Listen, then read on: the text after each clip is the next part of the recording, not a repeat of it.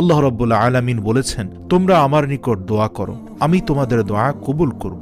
তোমরা আমার নিকট চাও, আমি তোমাদের চাওয়া পূরণ করব। আর রাসূল সাল্লাল্লাহু আলাইহি সাল্লাম আমাদের জীবনের প্রতিটি ক্ষেত্রে কিভাবে দোয়া করতে হবে তা শিখিয়ে গিয়েছেন এবং প্রতিটি বিষয়ের জন্য আলাদা দোয়া বলে গিয়েছেন। রাসূল সাল্লাল্লাহু আলাইহি সাল্লাম কসম দিয়ে একটি দোয়ার কথা বলেছেন, যে দোয়া পাঠ করার পর আল্লাহর কাছে যা চাওয়া হবে আল্লাহ তাআলা তাই কবুল করবেন। এ সম্পর্কে হযরত আনাস ইবনে মালিক রাদিয়াল্লাহু তাআলা আনহু বলেন, আমরা রাসূল সাল্লাল্লাহু আলাইহি ওয়াসাল্লামের পাশে একদা বসা ছিলাম। এরই পাশে এক ব্যক্তি দাঁড়িয়ে নামাজ পড়ছিল। সে রুকু করল, সিজদা করল, তারপর শেষ বৈঠকে আত্তাহিয়াতু এর পরে এই দোয়াটি পড়ল।